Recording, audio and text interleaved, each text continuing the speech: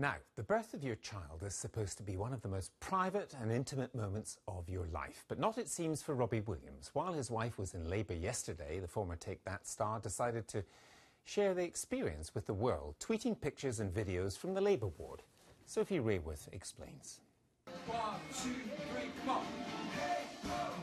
For hours, he tried to entertain both his wife Ada and the millions he'd invited to watch from her bedside, though she didn't always look that impressed.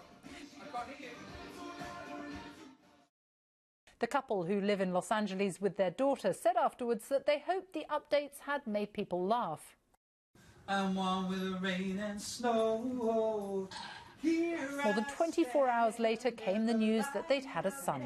But after sharing the birth, the baby was the one thing you didn't get to see. The cold never bothered me anyway. Can you stop singing Frozen? Sorry. I've never been more in love and never been more proud of my wife. She's been absolutely astonishing.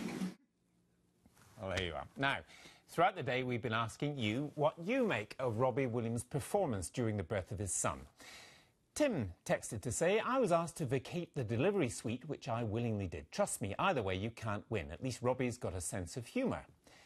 Vina says, bet he would not be singing and dancing if he was having the labour pain. Hats off to his wife for controlling her emotions on camera. Mother of 5, Liz Dock, sent us a message to say, when I was in labour with my second child, my husband and midwife were listening to a match on the radio and asked me to be quiet so they could hear. I thought it was funny. And someone who, for reasons which will be obvious, didn't want to give their name, texted us to say, all that effort Robbie is putting in for the birth and she just lies there. I don't know why we men bother. Don't try this at home. Now, joining us from Boston in Lincolnshire is Tim Atkinson. He's a parenthood blogger and author who writes about his experiences of fatherhood on his website, Bringing Up Charlie. Tim, what do you make of it? Well, apart from the fact that his wife looked a little bit embarrassed in some of the videos when Robbie was singing his heart out, I think it's great fun, really. And it's good to see a dad in there being himself. I mean, dads, you know, we've not got a great deal to do, and it can be quite a long wait. But the reason our wives or partners have asked us to be there and help out, you know, for the big event is because of who we are. And I think a lot of dads try to pretend to be things they're not. That's when we get into difficulty. So he's being himself, and it's great fun. Well, Certainly, I suppose he is being himself. But, you know, most births tend to be a point at which the woman is at the centre of the attention, or possibly the child. Robbie Williams has performed a miracle by making himself the centre of attention in this birth. Absolutely, but then what would you expect if you were married to Robbie Williams, I suppose? It's, I suppose it goes with the territory. Well, I think in my family, somebody would give him an epidural in his head. But in terms of, would you do this? I wouldn't go that far. I mean, I'm not the performer that Robbie Williams is. But I don't think the world would be ready for my rendition of Isn't She Lovely at the birth of my daughter. Not yet, anyway. Well, so how did you... I mean, we've heard the lady who said her husband was listening to a football match on the radio or TV.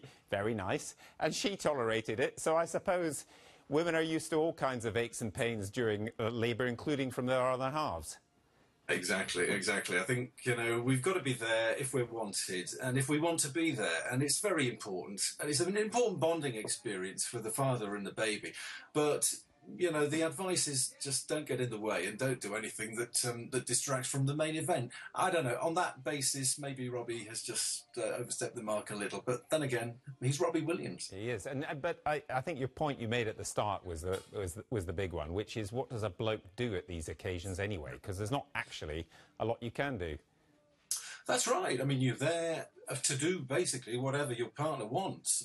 And that might mean just sitting in a corner and keeping quiet. It might even mean, you know, going out and having a pint. I think at one stage my partner just told me to go away and do something else. But I don't know. Birth can be quite long, especially with the first child. And you've just got to make sure that you're there to do whatever's required. You can be practically helpful. I mean, I know I've held things for the midwife at various junctures.